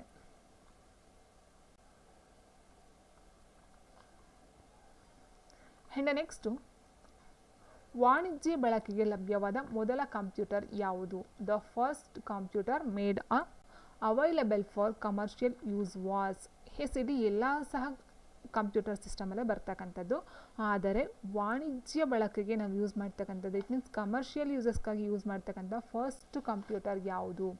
ಮಾರ್ಕ್ 1 ENIAC, EDSAC, UNIVAC ಅಂತ ಕೊಟ್ಟಿದ್ದಾರೆ. ಆನ್ಸರ್ ನೋಡೋದಕ್ಕಿಂತ ಮೊದಲು ಈ ಒಂದು ಮಾರ್ಕ್ 1 ಅಂತಕ್ಕಂಥದ್ದು ಏನಿದೆಯೋ ಸೊ ಇದು ಬಂದು 1930 ಕಂಡುಹಿಡಿತಾರೆ. ಓಕೆ. ಆ್ಯಂಡ್ ನೆಕ್ಸ್ಟ್ ಬಂದು ENIAC. ಸೊ ಇದು ಬಂದು electronic numerical integrated and calculator ಅಂತ ಹೇಳ್ತೀವಿ. ಸೊ ಇದು ಕ್ಯಾಲ್ಕುಲೇಟರ್ ಅಂತ ಹೇಳೋದು ಬರೋದು ಮೇಯ್ನಾಗಿ ಮ್ಯಾಥ್ಸ್ಗೆ ಸಂಬಂಧಪಟ್ಟಂಥದ್ದು. ಸೊ ಇದು 1946 ಕಂಡುಹಿಡಿತಕ್ಕಂಥದ್ದು. ಇದನ್ನು ಕಂಡುಹಿಡಿತಕ್ಕಂಥವ್ರು ಯಾರು ಅಂತ ಹೇಳಿದ್ರೆ ಜೋಸೆಫ್ JP ಎಕರ್ಟೆ ಮತ್ತು ಮ್ಯಾನ್ಸ್ಲೆ ಅಂತ ಬರ್ತಕ್ಕಂಥವ್ರು ಇದನ್ನು ಕಂಡುಹಿಡಿತಾರೆ. ಓಕೆನಾ. ಸೊ ಆ್ಯಂಡ್ ನೆಕ್ಸ್ಟು EDSAC ಅಂತಕ್ಕಂಥದ್ದು ಏನಿದೆಯೋ ಸೊ ಇದು ಸಹ ಈ ಒಂದು ಇದಕ್ಕೆ ಸಂಬಂಧಪಟ್ಟಂಥದ್ದೇ. It means electronic delay storage automatic computer ಅಂತ ಹೇಳ್ತೀವಿ. So electronic delay storage automatic computer. So ಇದರ ಕಂಡುಹಿಡ್ತಕ್ಕಂಥವ್ರು ಯಾರು ಅಂತ ಹೇಳಿದ್ರೆ MV ವಿಲಿಕ್ಸ್ ಅಂತಕ್ಕಂಥವ್ರು ಕಂಡುಹಿಡಿತಾರೆ. ಇದರ ಒಂದು ಉಪಯೋಗ ಗಣಕಯಂತ್ರಕ್ಕೆ ಸಂಬಂಧಪಟ್ಟಂತೆ ಆಗಿರುತ್ತೆ. ಆ್ಯಂಡ್ ನೆಕ್ಸ್ಟ್ ಲಾಸ್ಟ್ ಒನ್ ಏನಿರುತ್ತೋ UNIVAC ಅಂತಕ್ಕಂಥದ್ದು ಏನಿದೆ ಇದು ಯೂನಿವರ್ಸಲ್ ಆಟೋಮ್ಯಾಟಿಕ್ ಕಂಪ್ಯೂಟರ್ ಅಂತ ಹೇಳ್ತೀವಿ. ಇದನ್ನು ಕಂಡುಹಿಡ್ತಕ್ಕಂಥವ್ರು ಜೋಸೆಫ್ JP ಎಕರ್ಟೆ ಮತ್ತು ಮ್ಯಾನ್ಸ್ಲೆ ಅಂತಕ್ಕಂಥದ್ದು ಕಂಡುಹಿಡ್ತಕ್ಕಂಥದ್ದು. ಸೊ ಇದು ಯಾರು ಕಂಡುಹಿಡ್ತಾರೋ ಸೊ ಇದನ್ನು ಸಹ ಅವರೇ ಕಂಡುಹಿಡ್ತಕ್ಕಂಥದ್ದು. ಬಟ್ ಇಲ್ಲಿ ಪ್ರಶ್ನೆ ಏನಂತ ಹೇಳಿದ್ರೆ ವಾಣಿಜ್ಯ ಬಳಕೆಗೆ ಕಮರ್ಷಿಯಲ್ ಯೂಸಸ್ಗೋಸ್ಕರ ಕಂಡುಹಿಡ್ತಕ್ಕಂಥ ಮೊಟ್ಟ ಮೊದಲ ಕಂಪ್ಯೂಟರ್ ಅಂತ ಕೇಳಿದ್ದಾರೆ. ಸೊ ಈಗ ಏನು ನೋಡಿದ್ವಿ ಇವೆಲ್ಲ ಬಂದು ಗಣಕಯಂತ್ರದ ಒಂದು ಇದಕ್ಕೆ ಕಂಡುಹಿಡ್ತಕ್ಕಂಥದ್ದು.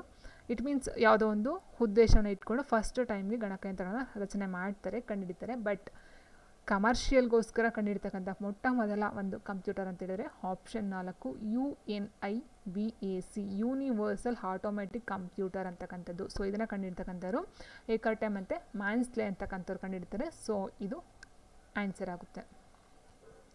ಆ್ಯಂಡ್ ನೆಕ್ಸ್ಟ್ ಕ್ವೆಶನ್ ಹೀಗಿದೆ, ಮುಖ್ಯ ಸರ್ಕ್ಯೂಟ್ನಿಂದ ತೆಗೆದ ನಂತರ ನೇರಳಾತೀತ ಕಿರಣಗಳಿಂದ ಯಾವ ಚಿಪ್ಗಳನ್ನು ಅಳಿಸಬಹುದು ಅಂತ ಕೇಳಿದರೆ which chips are erasable by ultraviolet rays after removing them from the main circuit.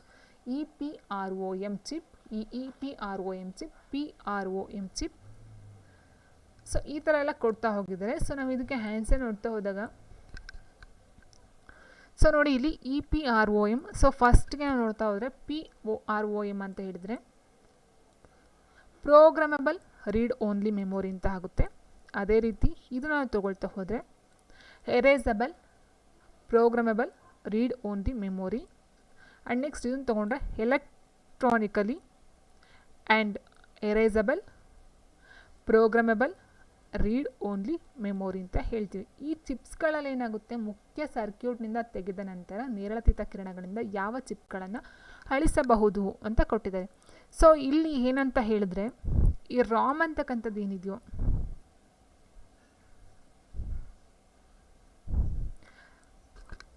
ಇದು ಬಂದು ಶಾಶ್ವತವಾಗಿ ಇರ್ತಕ್ಕಂಥದ್ದು. ಸೊ ಓದು ಮಾತ್ರ ಸ್ಮರಣೆ ಅಂತ ಹೇಳ್ತೀವಿ. ರೀಡ್ ಓನ್ಲಿ ಮೆಮೊರಿಯನ್ನು ಇದು RAM ಬರುತ್ತೆ, ಒಂದು ರ್ಯಾಂಡಮ್ ಆಕ್ಸೆಸ್ ಮೆಮೊರಿ. ಸೊ ಇದು ಬಂದು ಟೆಂಪ್ರವರಿ ಅಂತ ಹೇಳ್ತೀವಿ. ಓಕೆ, ಸೊ ಇಲ್ಲಿ ಟೆಂಪ್ರವರಿ ಅಂತ ಹೇಳಿದಾಗ ಇದು ತಾತ್ಕಾಲಿಕವಾಗಿ ಬೇಗ ಅಳಿಸೋಗ್ತಕ್ಕಂಥದ್ದು. ಆ್ಯಂಡ್ EPROM, PROM ಇದೇನಿದೆಯೋ ಸೊ ಇದು ಸಹ ನಾವು ಟೆಂಪ್ರವರಿ ಮೆಮೊರಿನೇ ಅಂತಲೇ ಹೇಳ್ತೀವಿ. ಬಟ್ ಕೆಲವೊಂದು ಕಡೆ ಏನಂತ ಹೇಳ್ತೀವಿ, ಇದು ಶಾಶ್ವತವಾಗೂ ಸಹ ಇರುತ್ತೆ ಅಂತ ಹೇಳ್ತೀವಿ. ಇಟ್ ಮೀನ್ಸ್ ಇಲ್ಲಿ ಕೇಳ್ತಕ್ಕಂಥ ಪಾಯಿಂಟ್ ಏನು, ನೇರಳಾತೀತ ಕಿರಣಗಳಿಂದ ಯಾವ ಚಿಪ್ಗಳನ್ನು ಅಳಿಸಬಹುದು ಅಂತ ಕೇಳಿರ್ತಕ್ಕಂಥದ್ದು. ಸೊ ಆನ್ಸರ್ ಬಂದು ಆಪ್ಷನ್ 1 EPROM. ಸೊ ಕೊಟ್ಟಿದೆ ನೋಡಿ, erasable programmable read only memory. So ಅಳಿಸಬಹುದು, ಇಲ್ಲೇ ಕೊಟ್ಟಿದ್ದಾರೆ ಎರೇಸಬಲ್ ಅಂತ. ಸೊ ಆನ್ಸರ್ ಬಂದು ಆಪ್ಷನ್ 1. ಓಕೆ, ಆ್ಯಂಡ್ ನೆಕ್ಸ್ಟು ಕೆಳಗಿನಲ್ಲಿ ಯಾವುದು ಕಂಪ್ಯೂಟರ್ನ ಅಂಶವಲ್ಲ ಅಂತ ಕೇಳಿದರೆ which of the following is not the element of computer desktop. Icons, task bar, start button, title bar ಅಂತ ಹೇಳಿದ್ದಾರೆ. ಸೊ ಇದಕ್ಕೆ ಆನ್ಸರ್ ನೋಡ್ತಾ ಹೋದರೆ ಸೊ ನೋಡಿ ಇಲ್ಲಿ ಕಂಪ್ಯೂಟರ್ನ ಅಂಶವಲ್ಲ ಅಂತ ಕೇಳಿರ್ತಕ್ಕಂಥದ್ದು. ಐಕಾನ್ಸ್ ಅಂದರೆ ಇಲ್ಲಿ ನಾವು ತೋರಿಸ್ತಾ ಇದೀವಲ್ಲ ಇದನ್ನು ಐಕಾನ್ ಅಂತ ಹೇಳ್ತೀವಿ. Task bar okay, start button ಅಂತಕ್ಕಂಥದ್ದು ಸಹ ಈ ಒಂದು ಅಂಶ ಆಗುತ್ತೆ. ಟೈಟಲ್ ಬಾರ್ ಬಂದಿದೆಯಲ್ಲ ಸೊ ಇದು ಇದರ ಒಂದು ಡೆಸ್ಕ್ಟಾಪಲ್ಲಿ ಕಂಡು ಬರ್ತಕ್ಕಂಥದ್ದು ಅಲ್ಲ.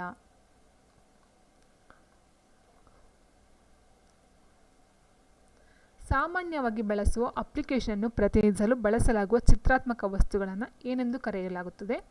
What are the graphical objects called which are use to represent commonly used applications. So ಇಲ್ಲಿ ಏನಂತ ಕ್ವಶನ್ ಅಂತ ಹೇಳಿರೋದು, ಗ್ರಾಫಿಕಲ್ ಆಬ್ಜೆಕ್ಟ್ಸ್ ಚಿತ್ರಾತ್ಮಕ ವಸ್ತುಗಳನ್ನು ಏನೆಂದು ಕರೆಯುತ್ತಾರೆ. ವಿಂಡೋಸ್ ಅಂತ ಕರೀತಾರ, OS ಆಪ್ರೇಟಿಂಗ್ ಸಿಸ್ಟಮ್ ಅಂತ ಕರೀತಾರ, ಡ್ರೈವರ್ಸ್ ಅಂತ ಕರೀತಾರ, GUI ಅಂತ ಕರೀತಾರ. ಸೊ ವಿಂಡೋಸ್ ಅಂತ ಹೇಳಿದ್ರೆ ಅದು ಬಂದು ವಿಂಡೋಸು ಅಪ್ಲಿಕೇಶನ್ ಸಾಫ್ಟ್ವೇರ್ ಆಗುತ್ತೆ. ಸೊ ಅಪ್ಲಿಕೇಶನ್ಸ್ ಆಪ್ರೇಟಿಂಗ್ ಸಿಸ್ಟಮ್ ಆಗ್ತಕ್ಕಂಥದ್ದು ವಿಂಡೋಸ್ ಬಂದು.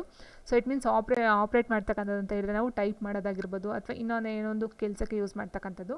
ಇನ್ನು OS ಬಂದು ಆಪ್ರೇಟಿಂಗ್ ಸಿಸ್ಟಮ್ ಅಂತ ಹೇಳ್ಬೋದು. ಇದು ಬಂದು ಗ್ರಾಹಕ ಅಂತ ಹೇಳಿದ್ರೆ ಕೆಲಸ ಮಾಡ್ತಕ್ಕಂಥವ್ರು ಮತ್ತು ಕಂಪ್ಯೂಟರ್ ಮಧ್ಯೆ ವರ್ಕ್ ಮಾಡ್ತಕ್ಕಂಥದ್ದು. ಇನ್ನು ಡ್ರೈವರ್ಸ್ ಬರೋದಿಲ್ಲ. ಆ್ಯಂಡ್ ನೆಕ್ಸ್ಟ್ GUI ಅಂತಕ್ಕಂಥದ್ದು ಏನಿದೆಯೋ ಗ್ರಾಫಿಕಲ್ ಯೂಸರ್ ಇಂಟರ್ಫೇಸ್ ಅಂತ ಹೇಳ್ತೀವಿ. Graphical user interface it means graphical ಚಿತ್ರಗಳಿಗೆ ಬಳಸ್ತಕ್ಕಂಥದ್ದು GUI graphical interface. Okay, so ಇದು ಆನ್ಸರ್ನ ನೋಡಬಹುದಾಗಿರುತ್ತೆ. ಗ್ರಾಫಿಕಲ್ ಯೂಸರ್ ಇಂಟರ್ಫೇಸ್ ಅಂತಕ್ಕಂಥದ್ದು ಈ ಒಂದು ಚಿತ್ರಾತ್ಮಕ ವಸ್ತುಗಳನ್ನು ಕೊಡ್ತಕ್ಕಂಥದ್ದು.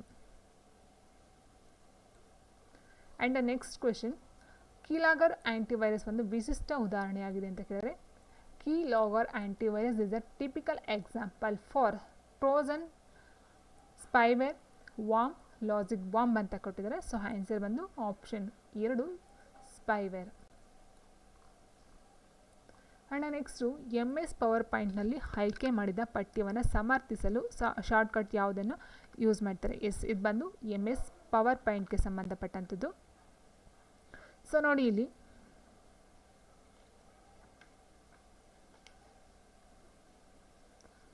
Ctrl+I ಕೊಟ್ಟಿದ್ದಾರೆ, Ctrl+U ಕೊಟ್ಟಿದ್ದಾರೆ, Ctrl+J, Ctrl+L. ಓಕೆನಾ.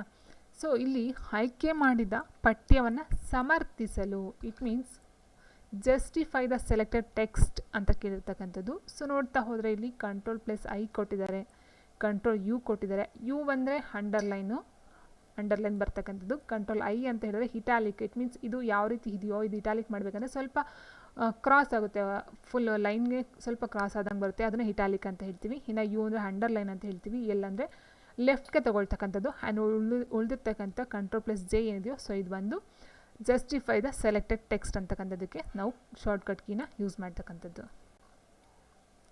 ನೆಕ್ಸ್ಟು ಯಾವ ವ್ಯೂನಲ್ಲಿ ಪ್ರೆಸೆಂಟೇಷನ್ನ ಸ್ಲೈಡ್ಗಳನ್ನು ಮಿನಿಯೇಚರ್ ರೂಪದಲ್ಲಿ ಪ್ರದರ್ಶಿಸಲಾಗುತ್ತದೆ. Which view display the slides of presentation as miniature representation ಅಂತ ಕೊಟ್ಟಿದ್ದಾರೆ. ಸಾಮಾನ್ಯ slide sorter, notes page, reading view ಅಂತ ಹೇಳಿದರೆ. ಸೊ ಆನ್ಸರ್ ಅಂತ ನೋಡ್ತಾ ಹೋದ್ರೆ ಆಪ್ಷನ್ 2 ಏನಿದೆ ಸ್ಲೈಡ್ ಶಾರ್ಟರ್.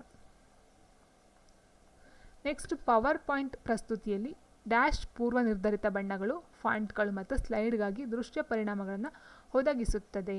ಇನ್ನು PowerPoint presentation dash provide set of defined colours, fonts, visual effects for the slide ಅಂತ ಹೇಳಿದರೆ. Slide master, wizard, theme, slide transition ಅಂತ ಕೊಟ್ಟಿದ್ದಾರೆ. ಸೊ ಆನ್ಸರ್ ಬಂದು ಆಪ್ಷನ್ 3 ಏನಿದೆ ಥೀಮ್ ಅಂತಕ್ಕಂಥದ್ದು. ಓಕೆ, ಆ್ಯಂಡ್ ನೆಕ್ಸ್ಟು KSCLPಯ ಸಂಕ್ಷೇಪಣ ಏನು ಅಂತ ಕೇಳಿರ್ತಕ್ಕಂಥದ್ದು ಇಲ್ಲಿ. ಸೊ ಇದು ಬಂದು ಕನ್ನಡಕ್ಕೆ ಸಂಬಂಧಪಟ್ಟಂತೆ KSCLPಯ ಒಂದು ಅಬ್ರಿವೇಷನ್ನ ಕೇಳಿದ್ದಾರೆ. ಸೊ ಇದು ಬಂದು ಕನ್ನಡ ಸ್ಕ್ರಿಪ್ಟ್ಗೆ ಸಂಬಂಧಪಟ್ಟಂಥದ್ದು.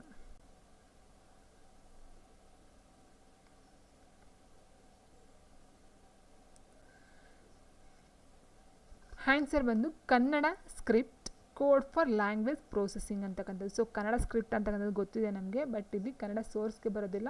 ಸೊ ಹಾಗಾಗಿ ಇವೆರಡನ್ನ ನೋಡ್ತಾ ಹೋದರೆ Kannada script code for language processing, ಭಾಷಾ ಸಂಸ್ಕರಣೆಗಾಗಿ ಕನ್ನಡ ಸ್ಕ್ರಿಪ್ಟ್ ಕೋಡ್ ಅಂತಕ್ಕಂಥದ್ದು ಈ ಒಂದು ಆಕ್ರೋನಿಮ್ಸ್ ಅಥವಾ ಅಬ್ರಿವೇಷನ್ ಅಂತ ಹೇಳಬಹುದು.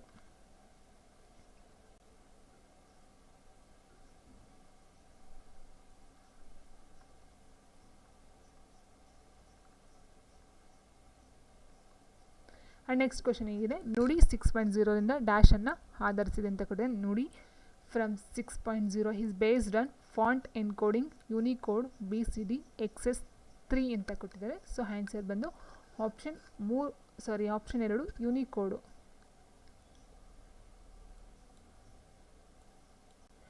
Okay,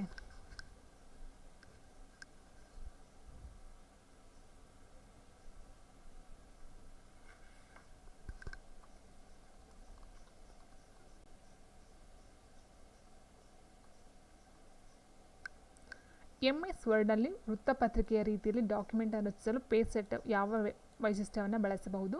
which page set of feature can be use to create news paper like document in MS word ಅಂತ ಕೂಡ. ಸೊ ವೃತ್ತಪತ್ರಿಕೆ ನೋಡಿರಬಹುದು.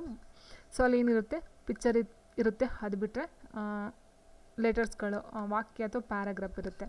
ಸೊ ಹೆಡ್ಡಿಂಗ್ಸ್ ಇರುತ್ತೆ. ಸೊ ಇದಕ್ಕೆ ನಾವು ಯಾವ ರೀತಿ ತೊಗೊಳ್ಬೋದು ಅಂತ ಹೇಳಿದ್ರೆ ಮಾರ್ಜಿನ್ ತೊಗೊಳ್ಬೋದು. ಸೊ ಮಾರ್ಜಿನ್ ಅಂತ ಹೇಳಿದ್ರೆ and next table, column, paper source ಅಂತ ಕೊಟ್ಟಿದ್ದಾರೆ. ಸೊ ಇಲ್ಲಿ ನೋಡಿ,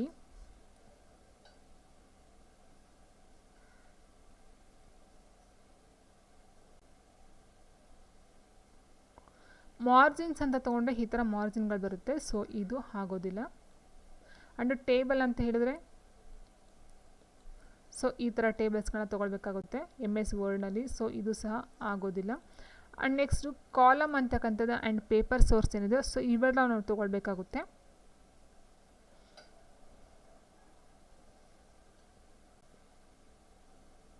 ಸೊ ಇದನ್ನು ನೋಡ್ತವ್ರೆ ಆನ್ಸರ್ ಬಂದು ಆಪ್ಷನ್ 3 ಕಾಲಮ್. ಸೊ ಇದು ಸ್ವಲ್ಪ ಡೌಟ್ ಇದೆ answer, paper source or column ಅಂತ. ಸೊ ಇದನ್ನು ನಾನು ಸ್ಕಿಪ್ ಮಾಡ್ತೀನಿ ಕ್ವಶನು. ಸೊ ಇಲ್ಲಿ ಮಾರ್ಜಿನ್ ಬರಲ್ಲ, ಟೇಬಲ್ ಬರಲ್ಲ. ಸೊ ಕಾಲಮ್ಮು, ಪೇಪರ್ ಸೋರ್ಸ್ ಇವೆರಡಲ್ಲಿ ಕನ್ಫ್ಯೂಷನ್ ಇದೆ. ಸೊ ಆನ್ಸರ್ ಗೊತ್ತಿರೋದು ನೀವು ಕಾಮೆಂಟಲ್ಲಿ ತಿಳಿಸ್ತಾ ಹೋಗಿ. So answer column or paper source. Next MS ಎಕ್ಸೆಲ್ನಲ್ಲಿ ಪ್ರಸ್ತುತ ದಿನಾಂಕವನ್ನು ಕಂಡುಹಿಡಿಯಲು ಯಾವ ಶಾರ್ಟ್ಕಟ್ ಕೀಯನ್ನು ಬಳಸಲಾಗುತ್ತೆ ಅಂತ ಕೇಳಿದರೆ MS ಎಕ್ಸೆಲಲ್ಲಿ ಕೇಳಿರ್ತಕ್ಕಂಥದ್ದು which shortcut key is use to find correct data in MS Excel.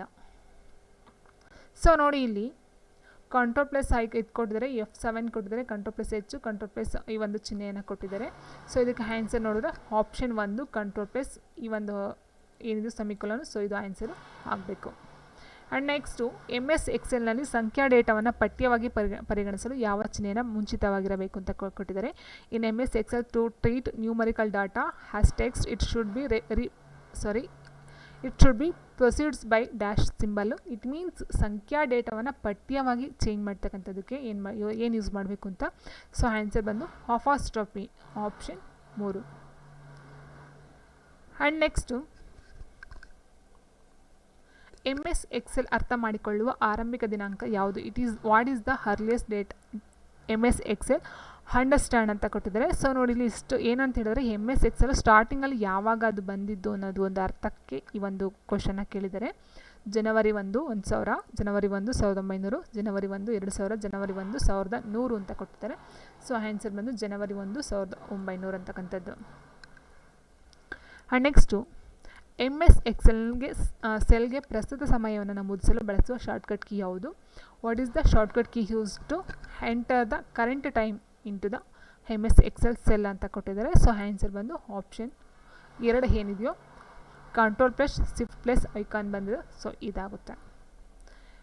And next question ಹೀಗಿದೆ, POP3, FTP, HTTP ಅಂತ ಕೊಟ್ಟಿದ್ದಾರೆ. ಸೊ ಹೈಪರ್ ಮೀಡಿಯಾ ದಾಖಲೆಗಳನ್ನು ರವಾನಿಸುವುದು, ಇಮೇಲ್ ಸ್ವೀಕರಿಸಿ, ಫೈಲ್ಗಳನ್ನು ಡೌನ್ಲೋಡ್ ಮಾಡಲು, ಅಪ್ಲೋಡ್ ಮಾಡಲು ಮತ್ತು ವರ್ಗಾಯಿಸಲು ಒಂದು ಮಾರ್ಗ ಅಂತ ಕೊಟ್ಟಿದ್ದಾರೆ. Transmitting hypermedia document, receive email, a way to download, upload and transfer files ಅಂತ ಕೊಟ್ಟಿದ್ದಾರೆ. ಸೊ ನೋಡಿ ಇಲ್ಲಿ ಅಂತ ನಾವು ನೋಡ್ತೋದಲ್ಲ, ಫಸ್ಟ್ ಒಂದು ನಾವು ನೋಡಿದ್ವಿ ಏನಂತ ಹೇಳಿದ್ರೆ POP3 ಅಂತ ಹೇಳಿದ್ರೆ ಮೇಲ್ಗಳನ್ನು ಸರ್ವರಿಂದ ರಿಸೀವ್ ಮಾಡ್ತಕ್ಕಂಥದ್ದನ್ನ ಆಲ್ರೆಡಿ ನೋಡಿದ್ವಿ. ಸೊ ಹಾಗಾಗಿ ನಾವೇನು ಮಾಡಬೇಕಾಗುತ್ತೆ, POP3 ಅಂತ ಹೇಳಿದ್ರೆ ಮೇಲ್ ರಿಸೀವ್ ಮಾಡ್ತಕ್ಕಂಥದ್ದು. ಆ್ಯಂಡ್ FTP ಅಂತಕ್ಕಂಥದ್ದು ಏನಿದೆಯೋ ಸೊ ಇದು ಬಂದು ಫೈಲ್ಗಳನ್ನು ಡೌನ್ಲೋಡ್ ಮಾಡ್ತಕ್ಕಂಥದ್ದು ಮತ್ತು ಅಪ್ಲೋಡ್ ಮಾಡ್ತಕ್ಕಂಥದ್ದು. ಆ್ಯಂಡ್ HTTP ಅಂತ ಹೇಳಿದ್ರೆ ಹೈಪರ್ ಮೀಡಿಯಾ ಕೊಟ್ಟಿದೆ ನೋಡಿ. H ಅಂತ ಹೇಳಿದ್ರೆ ಹೈಪರ್ ಮೀಡಿಯಾ, P ಮೀನ್ಸ್ ಫೈಲ್ಗಳದ್ದು, and F means file, P means ಮೇಲ್ಗಳನ್ನು ಸರ್ವರಿಂದ ಒಬ್ಬ ವ್ಯಕ್ತಿಗೆ ಕ್ಲೈಂಟ್ಗೆ ರಿಸೀವ್ ಮಾಡ್ತಕ್ಕಂಥದ್ದು. ಓಕೆ, ಸೊ ಆನ್ಸರು ಇದಿದೆ. ಸೊ POP3 ಬಂದು ಇಮೇಲು, FTP ಬಂದು ಫೈಲ್ಗಳನ್ನು ಡೌನ್ಲೋಡ್ ಮಾಡ್ತಕ್ಕಂಥದ್ದು, HTTP ಬಂದು ಹೈಪರ್ ಮೀಡಿಯಾ ದಾಖಲೆಗಳನ್ನು ರವಾನಿಸುವುದು ಅಂತಕ್ಕಂಥದ್ದು.